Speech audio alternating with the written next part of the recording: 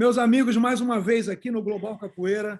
Hoje eu estou super feliz, estou animadaço, animadão, animadíssimo, porque estou com uma amiga minha aqui, uma pessoa maravilhosa, uma pessoa com um coração maravilhoso, uma inteligência incrível, muito talentosa, dá aula de capoeira aqui, faz um trabalho muito bom com mais duas pessoas que ajudam ela, né? O grupo aqui, o Capoeira Brasil East Bay, em Oakland, a professora Foquinha, a instrutora Bailarina. E a Borrachinha, ela já está na estrada também já há um tempo, com capoeira, né? Tem feito trabalhos maravilhosos aqui para a comunidade, pessoa inteligentíssima, e estou muito contente que ela aceitou o meu convite de vir aqui com a gente no Global para passar algumas ideias, passar umas sugestões, as experiências dela também, né, na nossa arte, que eu acho que isso é muito importante também, a gente ter um compartilhamento de todas as camadas, não só do mestrão. O aluno é importante, a pessoa nova é importante, todo mundo é importante, porque a capoeira é para todos, né? Então, cada um vê a capoeira de uma maneira diferente. Bem, eu vou mudar para inglês, porque a nossa querida professora Gisele Borrachinha, ela fala mais de 5 línguas, né? Ela é poliglota, mas a gente vai falar em inglês porque ajuda mais também as pessoas que estão fora do Brasil, porque eu tenho quase certeza, eu tenho certeza que a perspectiva dela vai ajudar muitas pessoas também. So we are switched to English because Borracha speaks 5 languages, but we're going to stick with English because her perspective is very important. I think it's going to help a lot of people to see how a woman from another country, the experiences, the obstacles, everything she went through, she's going through, as a capoeira teacher, as a capoeira player. So I'm very happy she's here with me today. I admire her so much. She's a great friend of mine. I really like, you know, her posture, how she respects the art, but also how she fights for certain elements that are important for all the community to have some awareness. So I'm very happy that she's here today. I'm going to pass the ball to Professora Borrachinha, and she's going to talk about this invitation. I'm going to talk about Global Capoeira one more time, and then she's going to give us, you know, how this whole thing started. We had a background conversation about college and Tekken 3 and batizados in different places, and she got to have an interview with Mestre Gelon Vieira. This is amazing. She also had opportunity to train capoeira with Mestre Accordion. I mean, I'm telling you, it's very, very special. So, Borrachinha, here we are right now with your intro. Thank you, Mestre. So embarrassed. So I'll just say, I, first of all, am super, super excited and very flattered that you would even ask me. So thank you. Like I mentioned to you, right? I don't think that my story is particularly special, but I'm sure it's an experience, a shared experience that others have had. And so I'm happy to talk about it. And I appreciate the opportunity and the invitation so much. It excites me and makes me happy to like just be able to do this, because I feel like, I don't know, I haven't had this chance before. So thank you. Awesome, awesome, awesome. So yeah, Global Capoeira, what's Global Capoeira? I always explain, people are skeptical, expected. I'm here for a long time. But what I've seen for this last 50 years, I'm past the mark of 50 years right now. I have seen a lot of things that I think it can be changed. I think it can be improved. I'm not here to judge anybody, but I think the mindset has to change. I'm not here to change the old masters and the generation before mine, or even my own generation, is to prepare the new generation and show them that there is a different way to see and do things. We don't need to copy a model that it's not working anymore. Things are changing drastically, as you can see, not only pre-pandemic, things are already changing. So, and we need to go more in that direction and gather more information of all the young players and teachers and show like, look, the art form is beautiful, but we need to change our mindset. Otherwise, people get stuck with an old way of thinking, and they might get hurt or traumatized, and they leave the art form. You know, this inspiration came from Fábio Gurgel, is, you know, an icon of Brazilian Jiu-Jitsu, and he does this podcast and YouTube channels. He told me, and he tells everybody, like, I love Jiu-Jitsu so much that I saw my generation of the 1990s, they're not really going very far as showing all the benefits of Jiu-Jitsu for everybody, right? So this mindset was like fighting and, you know, this is the old Jiu-Jitsu, this is the old school, that's how we do things. And it's like, and it feels like I love the art so much. You know, we need to do something to change the mindset, and we can offer the benefits of Jiu-Jitsu for everybody, and Jiu-Jitsu can change people's lives, right? And I said, you know, that's true. I'm going to try to do the same thing with Capoeira. He's my mentor. I learn a lot from him.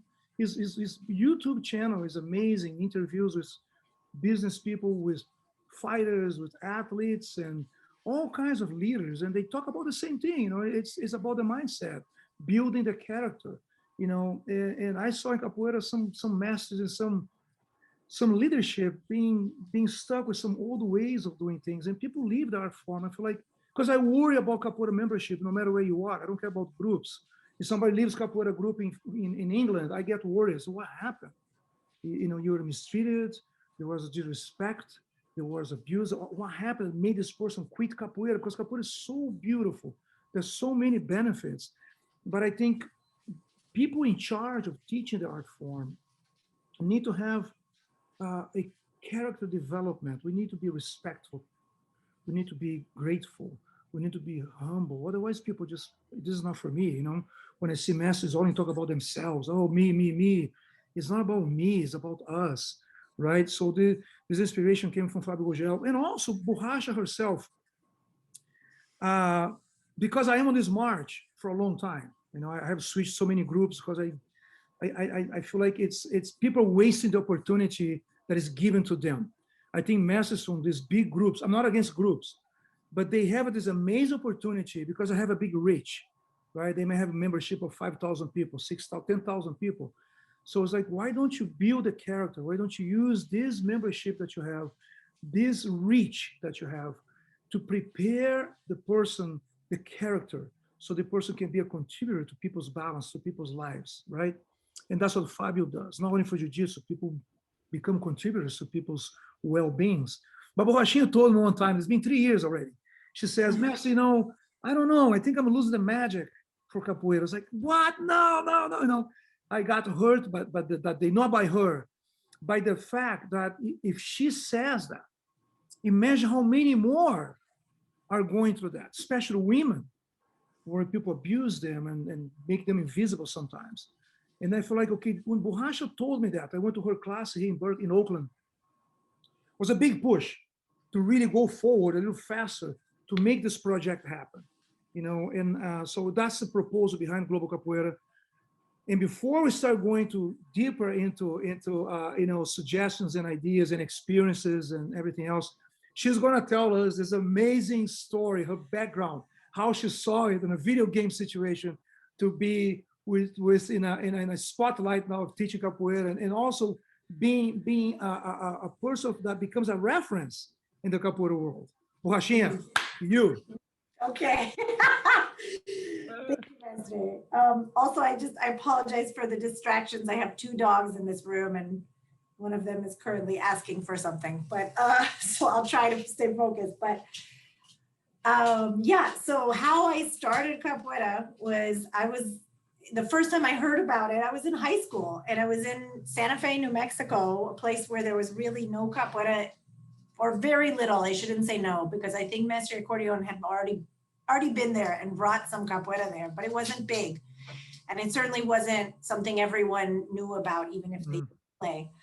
And so I was playing video games at a friend's house, and we're like, you know, and actually we were playing Tekken, and that was the first time I heard about it, right? Because we were playing Tekken, and this guy, Eddie, I was like, I don't know what he's doing with his body, but I love it.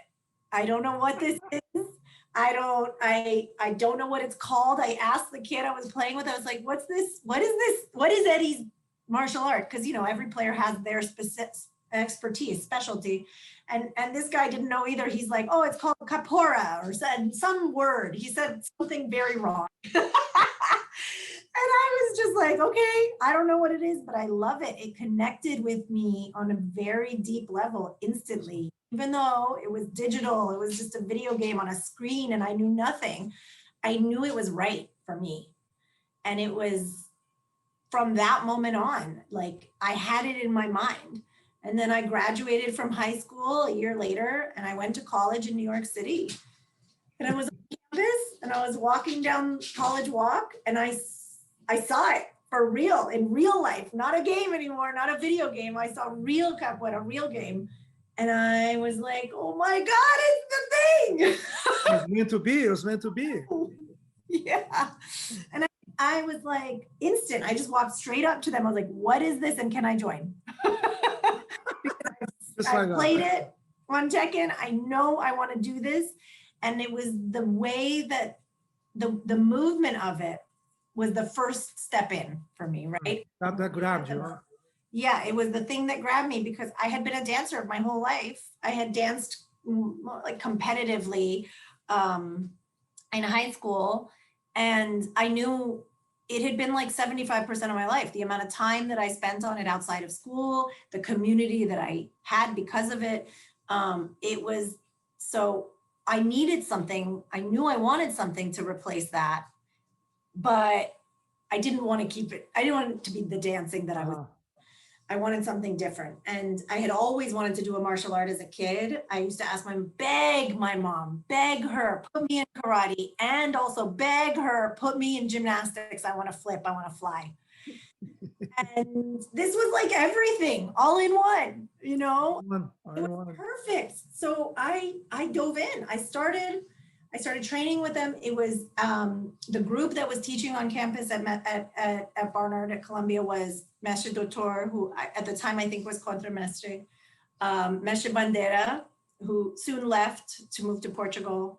And then at the time, who's now Mestre Jeromin, but at the time he was like estagiario, which is like Capoeira Brasil's monitor.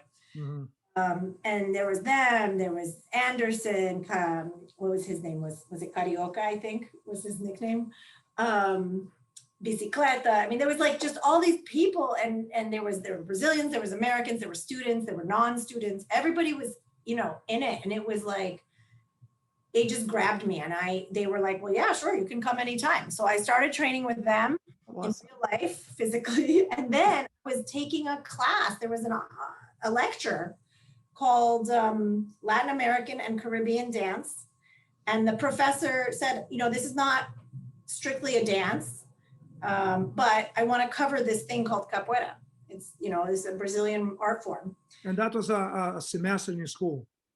Yeah, so that course was a semester long. It was a lecture course in the classroom, not a movement course. Mm-hmm. So, so I was practicing capoeira, playing capoeira, real life, and then I was studying it. I was reading about it and essays about it. And then I was so hungry. Like I would just go home and like Google everything. I would search everything. I was finding songs, looking up the meaning, because I spoke Spanish at the time, but I hadn't studied Portuguese yet. So I would take my Spanish, I would apply it. I'd be like, I get this. I know what this means. I don't know what that word means. So then I go, then I look up the meaning of the song. I'd look up the roots of the song. I was just hungry. And I was looking for all of the knowledge from every direction. Mm-hmm. And so that made you become sem noção in some way. Yeah, it was. I was so sem noção. Oh my God. I mean, like, so yeah. So then what happened was, because I was training there, then was the, my essay for my big year or semester end paper for that class was, I decided to write a paper about capoeira. And Mestre Doutor suggested I call, if I really wanted to know, I should call the reference, right? Who was right there in New York City. He said, primary source. Yeah, right. Get from the source. He said, Mestre Gelon. He's a famous person, Gelon Vieira. He's here in New York. You can call him and ask. I think I looked up his number online. Like, I truly don't remember how I got it. And Mestre Gelon, in every situation in life where I have put him in like an awkward situation to ask him for something that I was should not have probably been asking, say no sound. He's always responded with such grace and kindness. He is like the epitome of generosity and grace. Yeah. And that's exactly what he did. This random 18-year-old college student who knows, I didn't know anything about the legend I was talking to. I was an idiot. And I just like, hello, my name is such and can you give me an interview for my college paper? And I asked him some basic, you know, beginner type questions. What does capoeira mean to you? How would you define it? And he's talked to me for half an hour, 45 minutes. I have the notes in a notebook still from his words, you know, written down. And he had no idea who I was. And he gave me that time, you know, I mean, that was a gift. And so that was my first say no sound moment. But that was it. That was the beginning. From there, because I was in college in New York, but my dad lived here in the Bay Area, I would actually come here in the summers. So, you know, 2 years later, I was pretty committed to capoeira. I didn't want to stop training just because I left New York where I was. I didn't really know the concept of groups, but I knew those were the people I was training with. And so when I came here, Mestre Doutor had told me, oh, well, another legend. Accordion will be right there. Go train with him. So I did. I spent the whole summer glued to that academy. It was the summer of 2002. It was like such an epic. If you remember that Bachizado that year, it was like if magic was visible. Was that on Edison Street, the academy? Yeah, that was the one. They shut down the whole street. We couldn't even start the Bachizado because there were so many people. Yeah, I was there. there. Couldn't move inside to do the Bachizado, I remember. Yeah. Like, it started in the day, the festival, and I think they started the Bachizado like 6 p.m. because we couldn't get the people to go home. Yeah. That was the first time I saw Jo, contra Master Jo, at the time, now Master Jo. Mm-hmm. It was like, Mestre Peixinho. I rode in a car with him that summer because of Bachizado, you know, transporting to one event to another. Sat next to this man and listened to him talk, right? Like just these moments as a beginner that you'll never have again. Yeah. You don't know what you're, the specialness that you're getting, you know? But so anyway, my point was that like, so I trained the whole summer. I had an internship in the city. I was interning with, it's Amnesty International, and every day I would take the BART home at 5 p.m. I wouldn't go home. I would go straight to the academy on Addison, and I would train, you know, whatever 2 classes were available that night, and then I would just like sit there. I wouldn't leave. Like if I was too beginner for the class, I would watch it. If I was too, you know, like I wanted to be there. And then my dad would come and get me. He'd be like, okay, it's time to leave. You have to come home. It'd be like 9 o'clock at night. I hadn't been home yet. And I'd be like, I don't want to go yet. Let's just watch. Torture, you know, yeah. And I didn't get to see my dad all year. This was the only times I ever saw him was in the summer. And I didn't want to be with him. I just wanted to be in the academy. I was like pegado to the academy, like just stuck. And so I spent the whole summer there every night. And at the end of the summer was this Bachizado. And I know.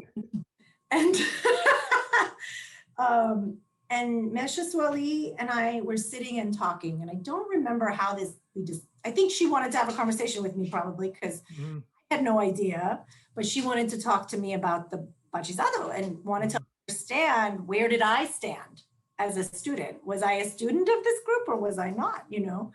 But I didn't understand this idea. I didn't know that I had one group, Grupo Ascabi in New York, and then this was a different group with a different name, lineage, and you know, I was say no sound, you know, and I just thought it was all one capoeira, and Mestre Doutor had told me about Mestre Accordion, so that it was fine. So Mestre Soali said, you have trained, so, you know, like she basically, I was such a part of the community at that point, I was there every hour.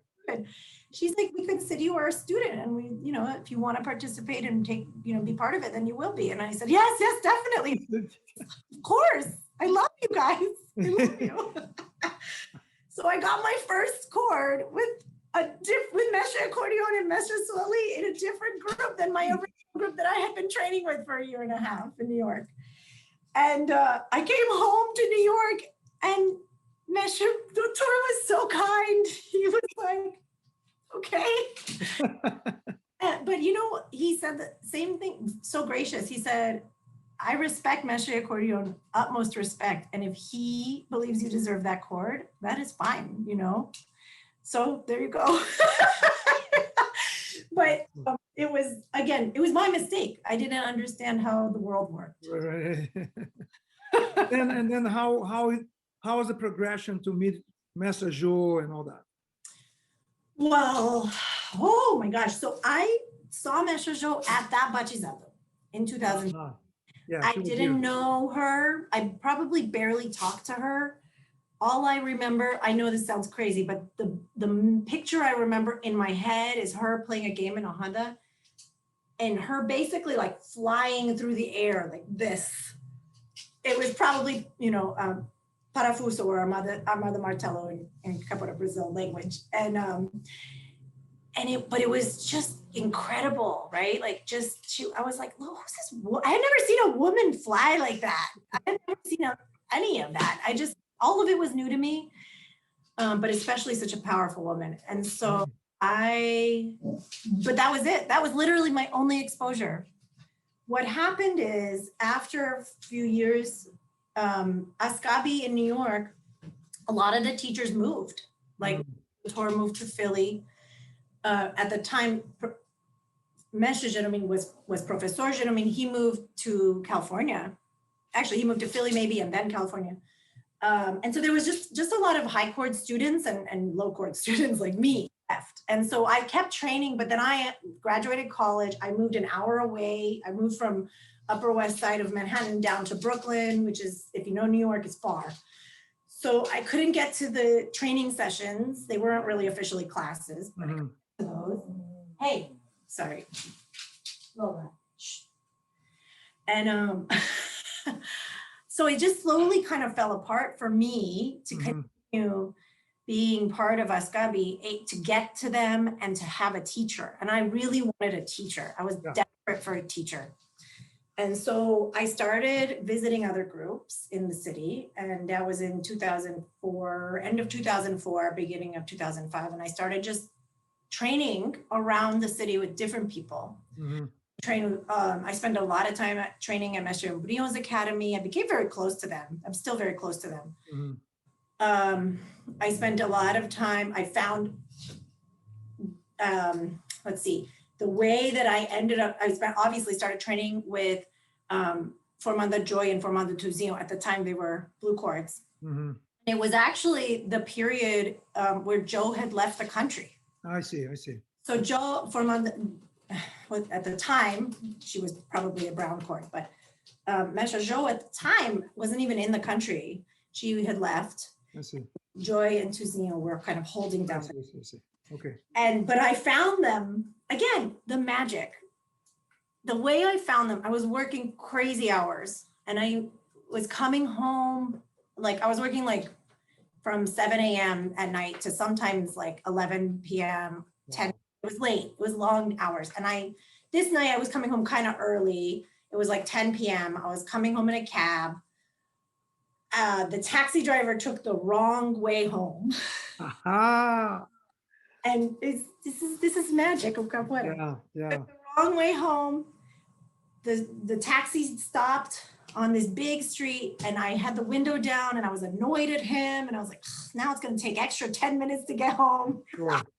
And the window was down and he stopped at a light, red light.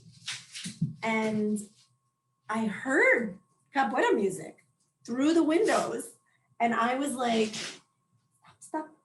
I was like, what? Where is that music coming from? And I said, stop, I'm gonna get out here. Don't forget it, I'm jumping out. Like a movie, awesome.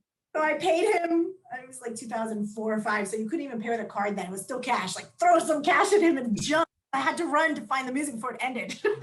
Oh, and I ran, and it was on Atlantic Avenue in Brooklyn. And I ran, and I was like, I see it, there's a window, and I think I see the people, and like down the building and I ran up the stairs, this narrow hallway, and I ran in the door right as class ended. Oh, Almost missed it. and that was it. I was like, who are you? You're minutes from my house. And this is incredible. And oh, you were in Brooklyn? Yeah, in Brooklyn. And then I started talking to them and they were like, oh, well, we're here. This is our schedule, you know. And so that was how I found Capoeira Brazil. Awesome. In that moment, it was serendipity. It was magic. And it was like, it was about a year of training with them at the same time as I was even visiting Mestre Zumbi's classes. I was visiting everybody. I had good relationships with everybody, but ultimately I found my home with Capoeira Brazil. Mm-hmm. Found it with Joy and Tuzinho and you know, the people in the group for me became brothers and sisters because it was the first time also that I was closer in age. I had found my prior group. I was the youngest. I felt like kind of stupid all the time. They were kind to me. It wasn't their fault, but it was like, I suddenly had a very close community and I was being pushed in ways too that I music, on movement, on discipline that I needed. And it was exactly what I wanted. Right time. Yeah. Awesome. So you played Tekken 3 in 1991? No. When was it? 1997. 1997, you played Tekken 3. Yeah. And it was just Eddie at the time. There was no Christine. Yeah, that's when you started. Yeah. You know, it's when Capoeira grabs you. You know, I was talking the other day with Albatroz. It says, when did you start Capoeira? It says, 1982. But you know, a year before, I used to see Capoeira in the streets. Okay, that's when you started, because that's when your heart says. That's when my heart started. Yeah, that is, you know, it says every time I actually saw my rodas, you know, it says every time I went by your roda, I was like, I want to do that. So that's when you started. You know, your heart was like. Anyways, Borrachinha, amazing story, beautiful, beautiful. It's I think be on the road for 20 years, right? It's more, right? It's 20. Yeah, 20. Yeah. At the date, basically 20 and a half. Yeah, you have seen a lot. So, my friends, what we have here, the format is like, again, following the model of Fabio Gogel, back to back. I'm gonna, you know, we have 2 or 3 questions, sometimes 4, it depends how the time goes, but I'm gonna throw questions at Borracha, she's gonna throw questions at me, and then we'll develop from there. So, you start with your question to me. Okay, Mestre, I think it's funny, like your intro, you started to actually answer these questions, which is hilarious because we did not pre-discuss this, but no. When I mentioned that to you, that for me, I couldn't find the magic all the time or the way that I used to be able to, or as often as I used to. I actually wonder, like for you, you know, you have almost 3 times as much time in Capoeira as me. So have you ever lost your inspiration in Capoeira? And how did you get it back? How do you continue to get it back? Did you get it back? Yes. Yeah, that's a good question. I grew up on the streets, playing Capoeira on the streets, and that was so much fun. You know, it's just free, you know, we talk about the other days, it's that the freedom of like, you jump in the roda, you know, it's just, you don't know what's gonna happen. You're a teenager, you know, you're a young kid, you end up fighting or whatever, but there was an element of Capoeira that the music, and so that was very magic, you know, and I used to go to all kinds of rodas in the inner cities of Rio, playing a lot and meeting people, and I don't know, I always loved the game. I love the art with all its departments, the music, the history, the people together, I don't know, I just loved it. But then over time, you join a group, and then, you know, the group they start imposing a personal ideology on you. And then you develop this kind of comparison, oh, we're better, those guys are not. And then you jump into this competitiveness that I feel like it's not healthy, because it's not about the game. The game is competitive and I love it. You know, every time I play with somebody and people overplay me, it's great. I need to train more this and more that and more this and more that. But it became something, it came to a point where it became very personal. Like, we need to fight these people really, really bad and hate them because they are group X and we're group Z, and group Z is better. And then that was the beginning for me to lose the magic. And that was around, I think, maybe 1994, 1993. I was like, I don't think this is for me. You know, I'm tired of this thing. So the personal politics got in between, in the way of me losing the magic. And then I think in around 1997 is when I decided, I was this close to quit capoeira. I was like, I'm not enjoying this thing anymore, because I was too much into the group politics. So the group politics was not enjoyable, you know. And I was in Berkeley.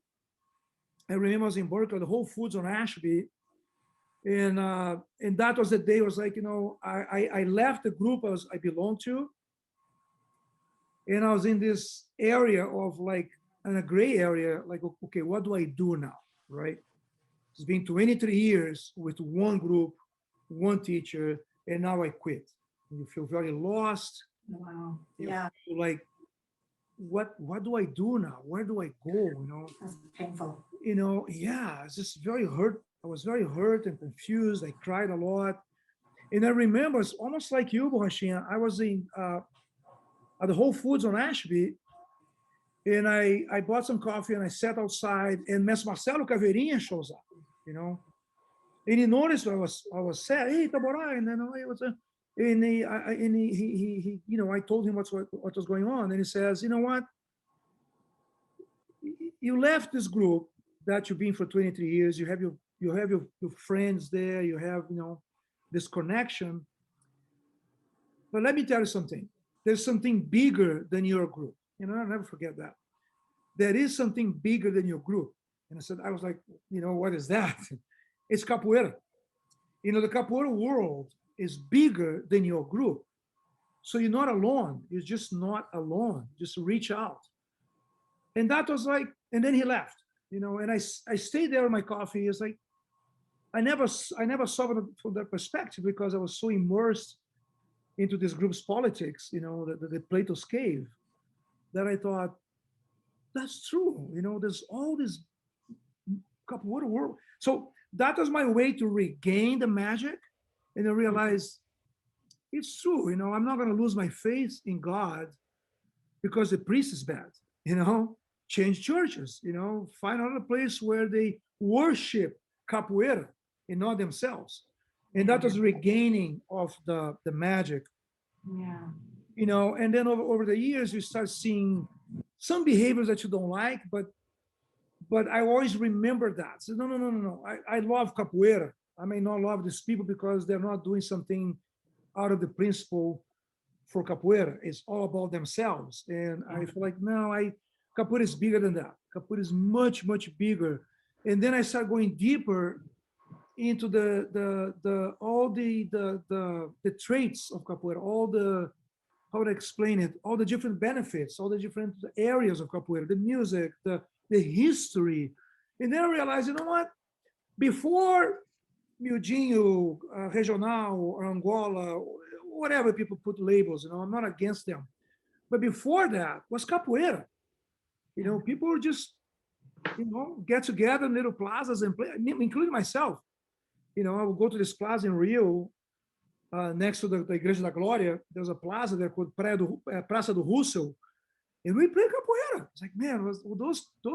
So I never forget those moments, and that kept the magic inside all the time. And more, I started going that direction. I became very aware, very sensitive to environments where the focus was me, the group, and me, the teachers. Like, no, the focus should be capoeira. You know, I'm not here at the church to listen to the priest's personal, you know, thing. I'm here to follow the priest's direction, to praise God, or whatever you believe in, right? And that was my new journey, Borrachinha. I think it started maybe 15 years ago or so, maybe 20 years ago. I was like, no, I'm going to find a place where people worship capoeira, not themselves. you know, and then more and more, you know me, I'm really capoeira first. You know, what can you do as a community to make capoeira available for everybody, to show the beauty of capoeira, not people, because people can hurt people. People can hurt people. Capoeira doesn't hurt people. Capoeira can bring people together if we know how to use it. Capoeira can be a big product, a great product. You know, it's incredible. Incredible to bring people together. It's like capoeira makes an enormous world smaller in a way, right? Exactly. It gives you access to every bit of it, right? Yeah.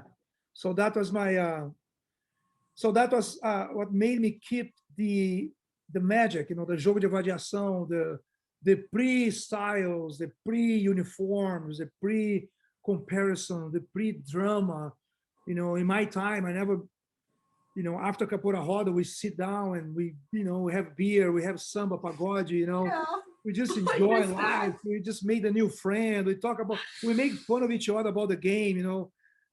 No, I never heard somebody, I help Capoeira because, you know, it wasn't for me, Capoeira, this guy said, no, look what, you know, you helped yourself with the product. You learn, you're very smart. You grab Capoeira, this product, and you made it very beneficial to yourself. Great. I think you can inspire people like that to say, look, grab this element, put a nice, you know, package, and make it work for you. You know, it can be your profession, it can be your career, right? Yeah. We talked about yesterday, it's like, I help the sun. How can you help the sun? The sun is here for everybody. You can make the sun work better for you if you install solar panel at your roof, you know, if you design an architect that in a way that your house receives more sun, you know, but it didn't help the sun, you know. You were smart, use the sun's benefits, right, qualities to help yourself. And I think it's, you know, and that's what I tell everybody, don't hold that ownership. I help Capoeira, so Capoeira is mine. I have a way to make better for you if you follow my teachings, my philosophy. Because remember, I helped Capoeira, so I have the way to make your life better. So no, wait. You know, it's going too far in that way. So it's one of those flaws of the human weaknesses. You know, when they think like, I own this. If you follow me, I can make your life better. It's like no. You're a messenger.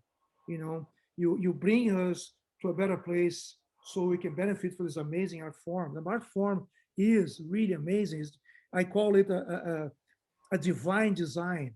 You know? Yes. Oh my God, that's a great way to describe it. I mean, Capoeira helped my life. Capoeira helps me. Capoeira brought me here. I didn't bring Capoeira to the Bay Area. Capoeira brought me here. You know, I met so many wonderful people, including you. I traveled to so many countries. My God, it wasn't a Capoeira. You know, but anyways, my question, my turn. Okay. Borrachinha, for the time you started, when you started having more sense of the group dynamics, when you started having more noção, right? I'm almost there. Yeah. Have you noticed any changes in the Capoeira world? Group dynamics, more opportunities for people through Capoeira or not? So what have you noticed? Have we made progress as a community? Oh my God. Yes. I mean, look, we're not all the way there. Well, we've made what I see a lot of progress from what even my experience was growing up in Capoeira in the early 2000s in the US and in Brazil, because I did train in Brazil. I spent almost, you know, combined 2 different occasions. I spent 2 months in one summer and then 6 months another time, right? Just traveling to train. And my experience in the years here and everywhere else in the world that I've spent time and trained, that Capoeira today, the things that I'm focused on, right, obviously, is often because my experience living Capoeira has been the experience of a woman, right? So that's the things that I can comment on. Mm-hmm. I think that I have seen progress. I definitely still think we have room, but I have seen us as a total community, become more aware. Mm-hmm. And more importantly, most importantly, because I think this is what the goal is, I have seen young capoeiristas who are women now, young, like when I was their age, 10, 20 years ago, but they're young, like in their 20s and in their early, maybe late 20s, right? I see them have a platform, right? And lots of them. And social media helps with that, technology helps with that, but they also have in the real world a platform and a voice I don't think we had as much of, and there were fewer of us. Mm-hmm. And I can point to like on maybe one or two hands the women that I looked up to when I was young in capoeira. Sure. And now I bet the women who are in their teens and 20s in capoeira would point, they wouldn't be able to count them on two hands. Mm-hmm. It's many, many, many hands. And I get to look up to these younger women. I'm learning from them. I look at them and the way that they speak their voice in capoeira, in the community, and I'm learning from them to be more brave, right? Awesome. And the fact that I'm sure it's an effort for them to do that, but I think they probably have more space to do it too. Right. Right. And so I think it's a balance, right? You need to take space and be given space. It's both, mm-hmm. Right? And so I think we've definitely made progress, but we have more to make. And that's not specific to capoeira. The things that are flaws in our community are not specific to capoeira and not specific to Brazilian culture. They are worldwide issues in gender dynamics, So that's a long battle that I will say, I think the whole world is starting to fight, right? And I appreciate that. I also think I think there's been progress for sure in that regard, and probably in many other ways. I think the interesting thing that it's funny to watch, even the old mestres, I think it's what I find most inspiring, right, is I have you and I have Mr. Boneco, who are probably the closest to me in my life, right, in terms of my direct references now. And you are both actually, no one is perfect, and you are both clearly always striving to be better and learn and grow and evolve, just like I am, right? And that's the most inspiring thing. And no, I'm not going to pretend anyone's perfect, right? But I find that openness, willingness to discuss and have hard conversations that we're not always going to see this on the same page. We're not always going to end up agreeing on, but just that ability to even do that, I don't know if that was possible 20, 30 years ago with your mestre. Right. Yeah.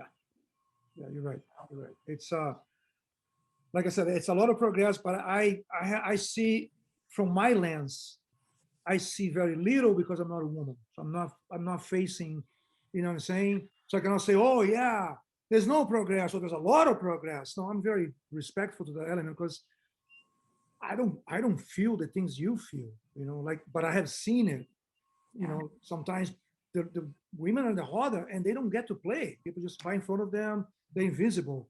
I'm talk about a small thing, but there's so many other elements of not recognizing, of not respecting. But that's why it's important from you to tell me there are some improvements. I'm seeing progress. And it's still hard. Don't get me wrong, right? I still have to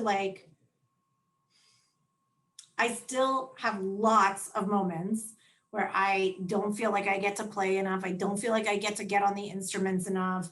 I'm like, why did someone pass the instrument to him? He's exactly the same or lower chord than me. Why? You don't know him better than me. All you see is a chord and you still give it to a guy, right? That happens. It's still happening. it still happens. It's not, I'm not saying that the progress means that's not happening, but the awareness is important, and the ability to just have the allies, is also important. Like, we can't fight that fight alone, right? In any scenario in life where there is a group of people who are less represented or have less power, they need allies. Yes. And that's the same in our situation or my situation. And I've had those allies throughout Capoeira, and I've had people who didn't help the journey, but I've had people who did. And today I see more and more of those allies. Do you think this awareness or your allies, you see more a something outside Brazil or more in Brazil? I see a lot in Brazil. Yeah. Yeah, actually, I mean, I cannot say, I don't live there now, right? Right. And so, and who I interact with is probably self-selective and skewed, right? It's not a perfect research study where I'm getting a perfect specimen of society, but I see it in both places. I feel like I get a lot of inspiration though in the movement, both for women's equality and for like Black Lives Matter. I get a lot of inspiration within Capoeira. I get a lot of that from Brazilian sources. Right.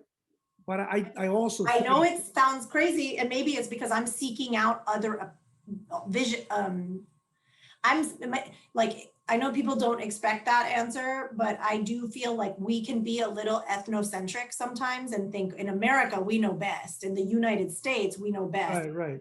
So progressive, we're ahead of everything in our thinking. And sometimes I'm getting my inspiration from that, from Brazil. So, and both from the men and women playing capoeira in Brazil. Sure. And I think I agree with you, but I also think like, and that's something we had a discussion 30 years ago, actually, with Mestre Lobão, and we talk about like how much outside influence is going back to Brazil and teaching people there. Yeah. We had a discussion with it was Mestre Suassuna, Mestre Marcelo, Mestre Lobão, Mestre Efraim, where they say, man, we are learning a lot from the Americans, in that case, because we're here in California. But the dynamics of how people are more independent and demanding respect. We're not so submissive as Brazilians are in general with authority. Here, there's more like, hey, you step on my toe, watch out, right? It's like, oh, sorry, I put my foot in front of you, So I think with the capoeira being more people traveling to Brazil the last 20 years, many more people going because capoeira is growing worldwide. Other countries like, Germany, Europe, going to these huge encounters. Suassuna has the thing that he does in Itabuna, not Itabuna, by the beach, capoeirando. Many other encounters. I think people are talking about these things in inner circles. Like, hey, in Germany, we don't do that. Oh, no, my God, in Berkeley, we don't do that. People demand respect. So I think, it's slowly, this influence from outside comes to Brazil and people feel like, yeah, you're right. We've been here on this mess for a long time. And they start being more active and more political in that area. Says, no. We're gonna conquer a space right here. We're gonna, I know also for the Black Lives Matter, huge. I mean, that's been even before. When I was a teenager, I used to hear people talking, people older than me, about, oh, you know what? The Black movement in America, the Black Panthers is very, very strong. They use, Malcolm X and Dr. King as a reference for themselves as a form of empowerment. To say, you know what? We need to do the same thing here in Brazil. So I think now we're seeing more and more, some segments of the Brazilian society that have been oppressed for so long, being more open, say, no, enough is enough. you know. Right. Yeah, and I can't speak to like, right, a woman's experience, a woman capoeirista's experience in Brazil, or a Black capoeirista's experience in Brazil. I don't know what their experience, their lived experience is like today, but I can say that what they're doing to create a platform and a voice for their people, quote unquote, their group of, you know, Yeah. whatever representation, is inspiring me here. Awesome. Yeah, yeah, yeah. So Definitely. Definitely. that is a lot for me, right? And it's actually one of the things that's like helped me get those bits of magic, right? Keep that magic flowing, right? Sure. Yeah. And it's like that, it's moments like that, it's moments where, you know, capoeiristas here are doing the same. And it's not always about like these, you know, political topics. It's sometimes it's just like loving seeing like all the, you know, all the music I grew up with in capoeira. It was the original, the canon, the originals, the mestres, right? Like, and then suddenly, like 10 years ago, maybe, I think it was when they came out, Mexe Muito Tempo and Contra Mexe Minha Velha, but at the time they were not, you know, they came out with their first CD. And like, when that happened, I was like, yo, now look at this generation coming with like music that's going to be part of the canon, you know? Yeah. And it was like, so there was like a new source of magic and a new source of inspiration. Awesome. So you can wherever it comes from in the end, like as long as it keeps us moving forward, that's kind of what we need. You got to find it and keep it moving forward. Yeah. Awesome. Your turn. Oh, okay. All right. So what do you look for in a teacher of capoeira? What I look for is Yeah. a teacher who teaches a student to love the art form.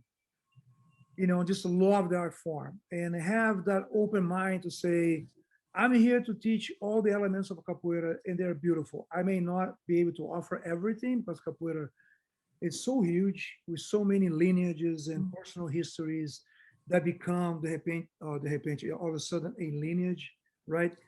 And I think the teachers should have that understanding, you know, do as much research as you can, but understand that you don't have the ultimate word. It's not something exact. Okay, you're going to start on, you know, line A and finish on Z. You graduate. There's a lot of stuff I'm still discovering, you know, about the states in Brazil, old capoeiristas, the African diaspora. It's an ongoing process. I think people should have an open mind to say, I'm still learning. I teach. As I teach, I'm still learning. Whatever I learn, I'm going to be sharing with you guys. And have the open mind to say, you know, if you need to find another source, feel welcome to go to a place where you need that extra teachings or a place where you feel that you can learn more. You know, I'm not here to, I think anybody should be grabbing students, say, you belong to me, to this group, to this school, and you cannot leave. If you leave, I'm going to be your enemy. That mentality has, if some people still use that, I think that mentality has to go. What I'm looking for a teacher from any nationality. I have many Brazilians who they don't even know how to hold a pandeiro and they want to be capoeira teachers. So what? That doesn't make any sense, you know. But I'm Brazilian. I grew up with capoeira. So, but wait. That's not enough. You're going to be embarrassed by foreigners like Muito Tempo, for example, Minha Velha, you, Foquinha, and many others. Quebrado, right? People in Europe, they really have the art pretty much here. They know about the history. They play many rhythms on the berimbau. They play many rhythms of the atabaque. They can talk about Mestre Pastinha, Mestre Bimba, Angola Regional, Mestre Nenel, whoever. They become capoeira scholars, right? And they also become a motivation for me to say, I love it. I'm going to study even more to offer more for them and to enrich myself. So when I see a Brazilian guy saying, oh, I grew up with capoeira na Praça da República, and I say, but what do you know about capoeira really? You know the Praça da República? That's all you know about capoeira is the Praça da República. There's so much more. You know, you don't even know how to play a pandeiro, but you want to be a capoeira teacher. So I feel hurt by that attitude. I feel you mistreating the art, you know, respecting the art. It's like me, you know, I took nursing for dummies. You know, I know how to put a Band-Aid. I know how to put a, you know. So now you call yourself a doctor or a nurse. You're applying for a job as a nurse. I don't think it should work like that, you know. And I see foreigners with a very different attitude. They really respect the art. They take it very seriously. They research, they take classes, they go everywhere to improve their own personal, it's like professional enhancement, you know. They do everything possible to make themselves better teachers. And I think people have to respect that. Brazilians have to respect that, you know. Yeah. Capoeira is, especially, I could say 20 years, but I'm going to say for the last 10 years, it's all over the world, and people are becoming very proficient in the art form, regardless where they are born. You know, people understand like this is a great art form. We have great references. I have great authors and great teachers, and I'm gonna make myself a great professional capoeira teacher. You know, so that's what I expect. I don't expect no less. I think we do have foreigners right now very proficient in the art form. Foreigners, not Brazilians. We have, again, very close home. Mestre Muito Tempo, you know, he's American. We have Quebrado, you know, we have EU, we have many other examples, you know, that at the moment that I have. People in Europe, you know, in Israel, oh my God. Yeah. Amazing professionals. Amazing professionals, you know. So that's what I expect from a teacher to say, look, it's like you go to school, and here's the curriculum, our program, right? I want to graduate in capoeira. I want to be a capoeira teacher one day. This is the program. You're going to learn about the history, the African diaspora, the lineage that grew up from Pimba, from Espacinha, from Canjiquinha, from Valdemar, Santo Amaro, Rio de Janeiro, Maltas, Pernambuco, Frevo, It's a 4-year course. Yeah. Oh my God. You know? It's a lifetime course, Mestre. Yeah. Well, in 6 years, become a professor. And I was like, then you can talk to everybody. No, but you don't have. Look, I do not have the experience you had growing up in Rio. You know, great. You know, you are mathematician. I think it's all of it is important, right? Like I think we as foreigners, right, as non-Brazilians, I know that at least me, I can speak for, right? I dig for that knowledge because it doesn't come to me as easily, right? It's right here at my doorstep or on my front, you know, in the park in my house.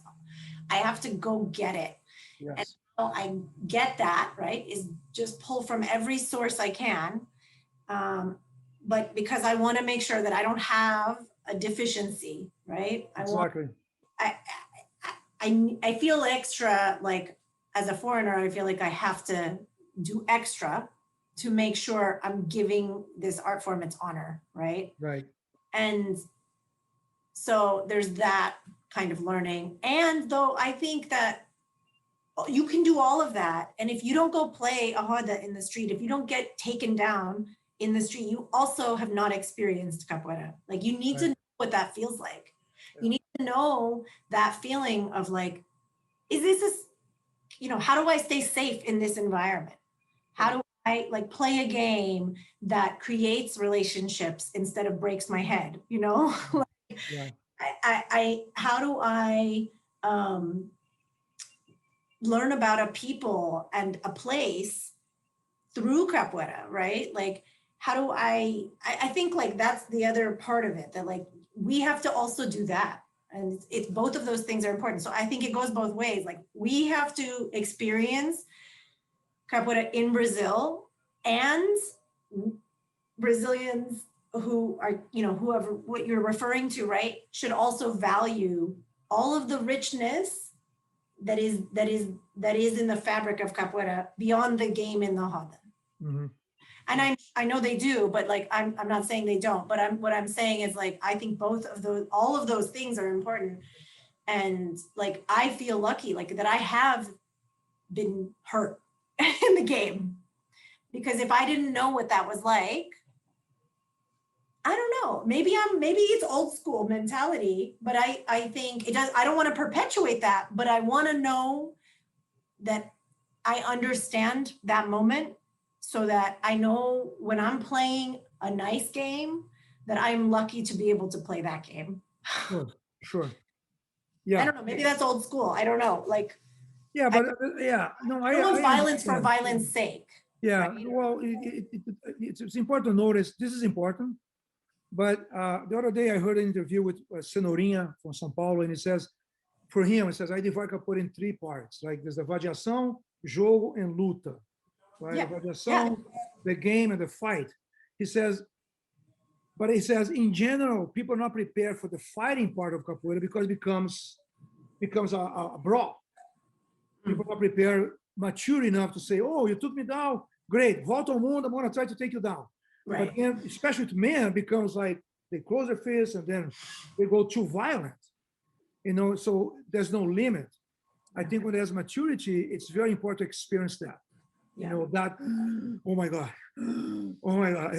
it's part of the process, Yeah. I think it's important. I've been taken down hard in the US, in Brazil, in Spain, in a lot of places, right? Like, yeah. I've had my share of like, and in different kinds of rodas, in the street, in the academy, Angola, regional, capoeira, like all of it, like I have felt the pain, the fear, and also the joy of that connection. And there's also something really special to that moment of like, I just got taught. I just learned a lesson. Sure, exactly. How am I now going to respond? What's my next step? Yeah. And for me personally, often when I was learning the lesson, the choice that I consciously had to make was, okay, my next reaction is not the brawl, because that's not the capoeira I will personally want to play, and I'm probably gonna lose. Yeah. So how do I turn the game, transform into the next phase of the game? Yeah. Right? Yeah. And it's like, it's that song. What's the song? Capoeirista, he knows a fight, and he also knows how to run away, when to run away. But it's not always running away. It's just transform it. It doesn't have to be a fight or nothing, right? Yeah, exactly. Transform it and show that you can take and put it back out in another way. Exactly. I got a lot of good hashtaras in my life, because I have a very yes. But I also think in general, women are more mature than men. We know that. Men end up being very mad and they fight like it's like the end of the world. The ego gets so hurt. I learned something from jiu-jitsu that Master Hélio Gracie, the creator of the Brazilian jiu-jitsu, he says, when I go to the fight, to the sparring, I'm going to fight your technique, not you, right? Yeah. So, I remember in New York saying the same thing in a lecture. They said, look, when I go to the berimbau, when I shake your hand, I'm going to fight your technique, not you. Yeah. You take me down, I'm going to vote on one, but we don't need to leave the hall and not talk to each other for 3 years. It can't go to that extreme. And I think it's slowly people are maturing to say, this is right. It's much more fun. I want to experience that moment of like, oh my God, I didn't see that coming at all. My goodness, this guy is so good. This girl is so good. She took me to Passapé. Volta ao mundo, I'm going to get you back. But you know what? The game is over, shake hands, and life goes on. Let's enjoy capoeira, Anyways. Those are important. Those are gifts, those moments. Yeah, exactly. Is it my turn or your turn? I think it's your turn. I asked you what you look for in a teacher. Did you ask me a question after that? Okay, my question is, what do you think, what kind of challenges do you think this women, in your case, that you see things that I don't see, what are the challenges, and how can people make improvements in the capoeira community, to make it better for everybody, that we don't have to think about it anymore? Yeah, honestly, like, I think like something that actually Foquinha and I did at our Bachizada like 3 years ago or something was we came up with a set of questions that we asked everyone to just ask themselves throughout the course of the event, to keep their mind open and their mind engaged with with the power imbalances, basically the idea of power imbalance, and when do you have power that you may not even realize, and how can you use that power in a good way to call someone else in, right? To give someone else a little bit more power too, right? Because who was it that said this? God. It's like, for example, the roda is a finite resource. It's like a well of water, the number of games that will be played, right? And if the same people go back to the well, back to the well, back to the well, back to the well, and take all the water, there's nothing left for anyone else. Mm-hmm. So how do those people take a moment to say, oh, am I drinking all the water? Should I offer someone else some water? Just take one step to the side so maybe they can get to the well, right? And also, yes, for me, as maybe the person who didn't have water yet, to push myself to the front. But it has to be both of those things. And so it's not just about buying the game, though. It's not just about drinking all that water. It's also like just asking those questions, whether you're a student or a teacher. It's not just for teachers, right? Like for students, for example, who am I going to train with, right? Who am I choosing to train with over and over again? Who am I avoiding?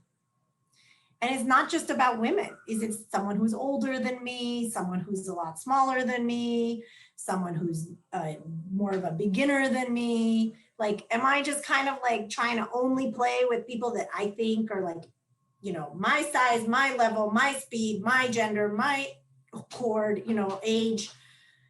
Or am I diversifying my game? And in that process, I'm learning something more and I'm giving them the opportunity to play with someone different, right? So who am I training with? Who am I passing the instrument to? Am I always passing it to the same kind of person or not? You know, am I offering sometimes to let somebody go in front of me? So I think it's just like that consciousness and the questions we ask ourselves to become more conscious. And it's something that students can do and teachers can do, right? Everyone at any level has power. Your power is different, but you always have some power, right? We all have different levels of power, different levels of privilege, and different levels of disadvantage, and different kinds of disadvantage, different kinds of privilege. So where do I have privilege and where do I have disadvantage? And just being aware of that, right? Because there's a lot of ways in which I have privilege. I could cut in front of my students all the time, right? And just say, you guys only play us. I don't do that because that's not the point of being a teacher, right? But also, you know, it just wouldn't be right anyway. You know, right. Even for my students, and I was just a high chord. So I think just, you know, at the same time, I leave my group.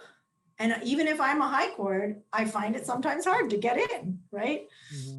I push myself and I got to look for some openings. And if those openings don't exist, how are you supposed to push yourself in? You know, that's like every time it's to always have to fight to create an opening instead of there's an opening, let me go fit myself in it. It's very exhausting. Mm-hmm. Emotionally exhausting. So there will be times where I'm like, I don't care. I'm tired. I'm done. And then I feel guilty because then I'm like, oh, I'm not representing women. You know? I feel bad that I'm too tired to fight the fight, you know? So help us fight the fight sometimes.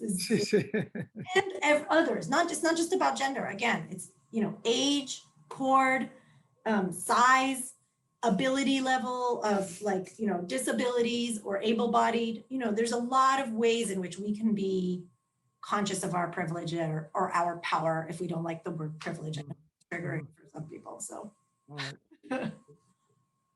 All right. So you have one more for me now, and then another one for you, and wrap it.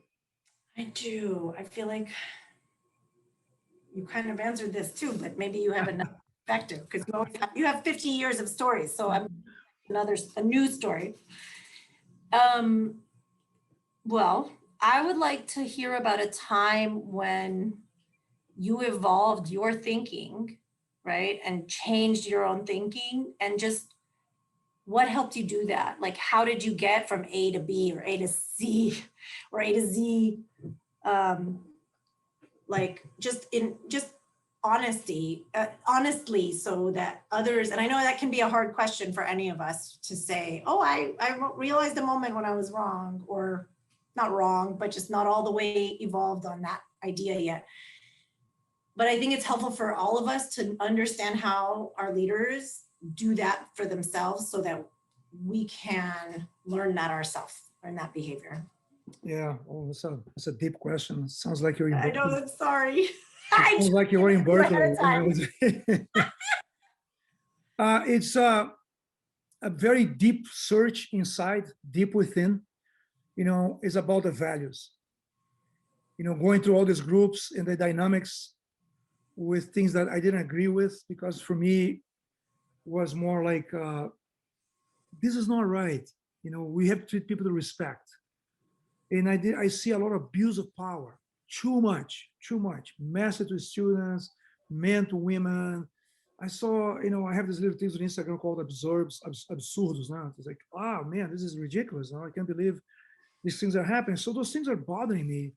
In parallel to that, I had references like Fabio Gogel from other arts where I feel like there is hope.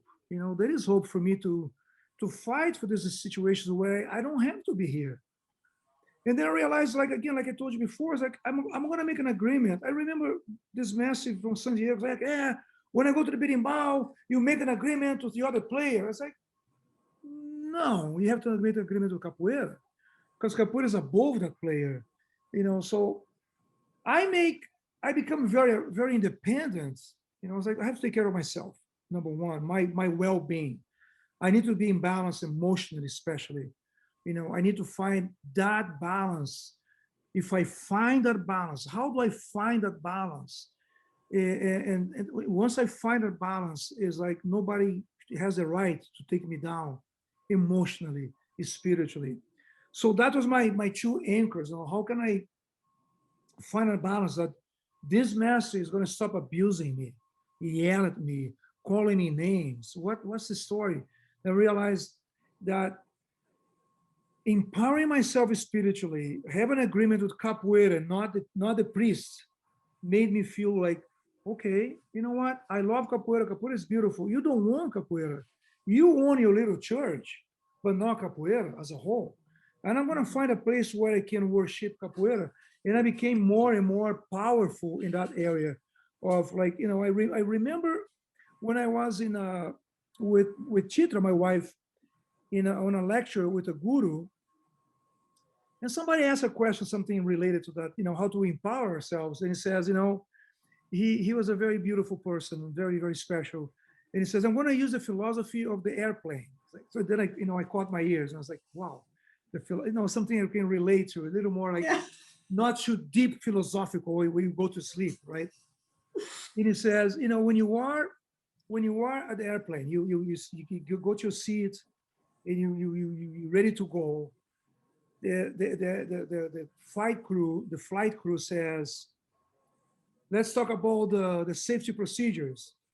If the cabin has no oxygen, you're going to see the oxygen masks falling down. Huh? Boom, boom, boom, boom. You grab that mask, put in yourself first, then you help the person next to you. Can be a child, can be your own mother, your own grandmother.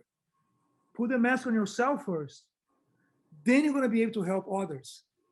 And I was like, yes, thank you, Swamiji. Thank you, Swamiji. So invest in yourself. Everybody who's listening to me, spiritually, don't be dependent or codependent of any master or teacher or anybody. Empower yourself and find the beauty that Capoeira has to offer. And that's going to make you feel like I grab the magic of capoeira again. I hear capoeira music, I hear capoeira berimbau, toque. I go to a roda, Borracha, can be 5 people, can be 500. My love for the art is the same. If there is 5 people right there, you know what?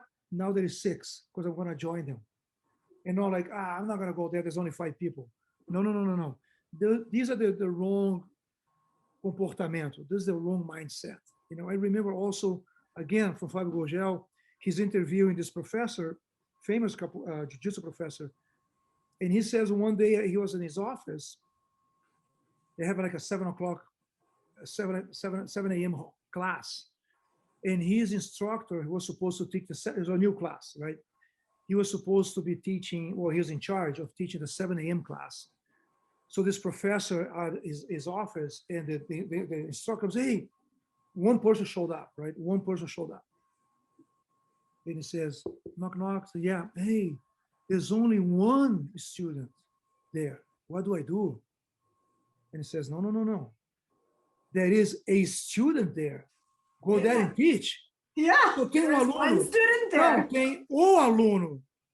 You know, things like that, little examples like that help me to more and more be on my way to invest in yourself, love the art form, apply yourself to the art form, find a place where you're able to ask questions. If you ask a question to your teacher, he doesn't like it or she doesn't like it, maybe it's time to go.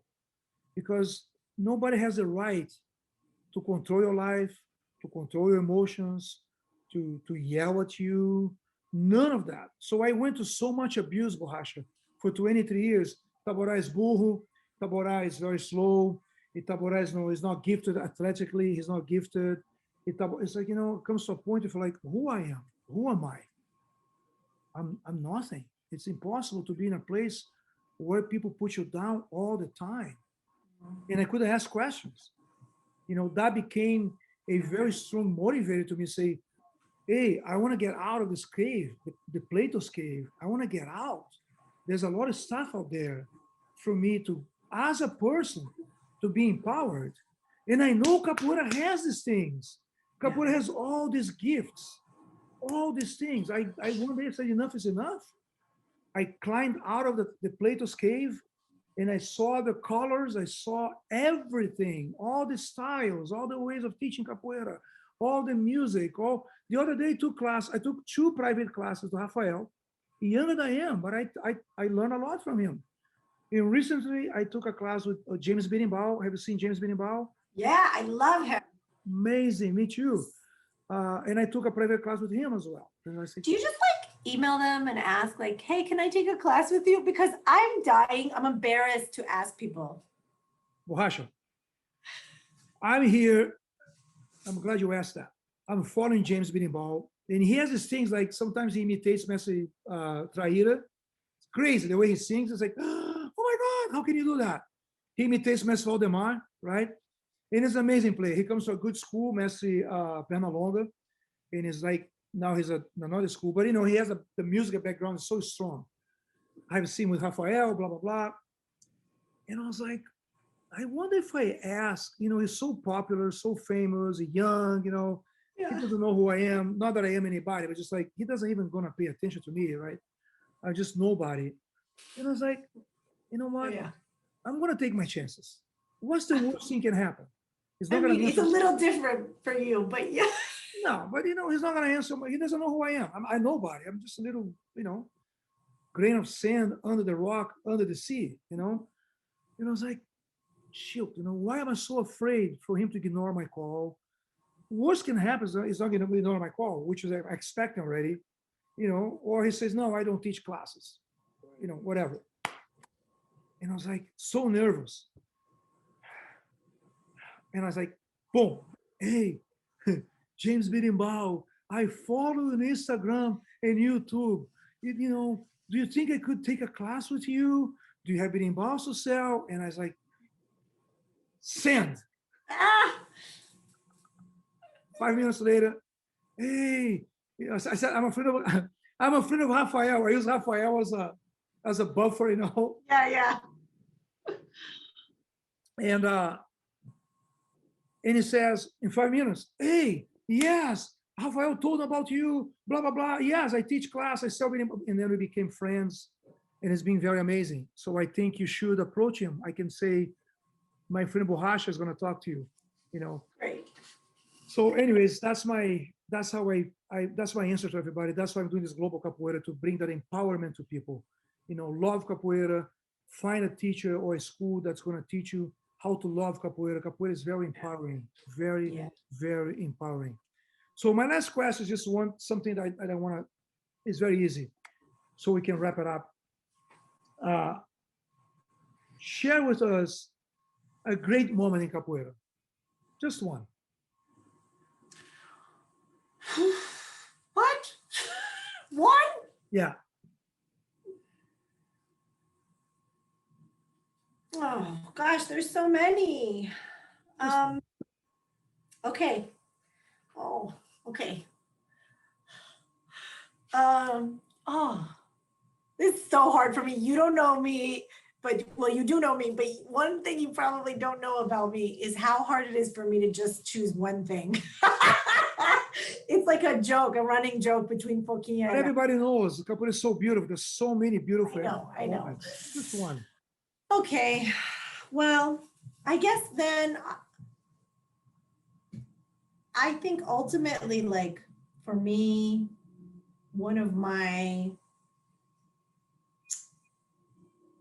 I think it's kind of like, it's not one exact moment, but it's a collection of moments with, you know, Formando Joy and Formando Tuzinho, my teachers, over the last 16 years. And even from New York, from then to Chicago, now to, you know, the Bay Area, you know, growing with people who are your age, but much higher than you and have, you know, more to teach you in different ways, right? Like they bring different knowledge and different skills and different styles to how they teach and what they teach in capoeira. But growing next to them and under them, right, is I think for me something very special, because it's given me a special kind of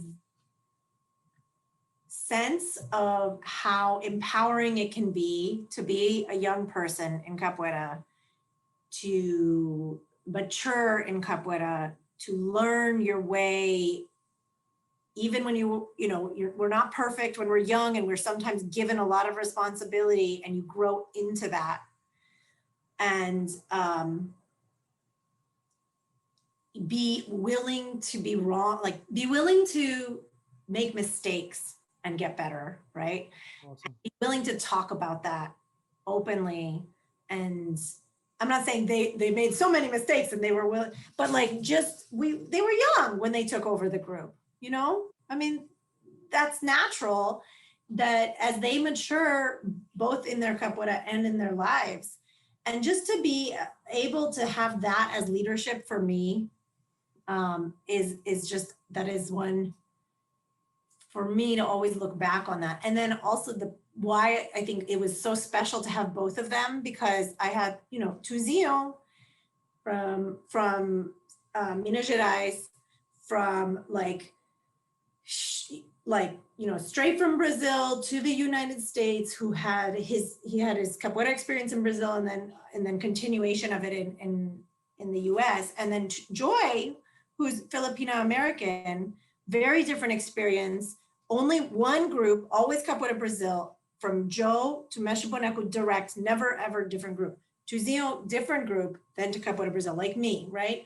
So having like both of those kind of influences, I think is also like just one of the most special things to have, like in Tuzinho, an ally all these years, he's been an ally. And in Joy, all of these years, a reference, right? To create for me that feeling of empowerment that you talk about, that I take that feeling of empowerment that I got in our academy, in our group, but I take that with me wherever I go. Awesome. so that when I go to another roda, to another place, I have strength because of what they gave to me. Awesome. Great. That's a great moment. That's a great sharing. Beautiful. Beautiful. Well said.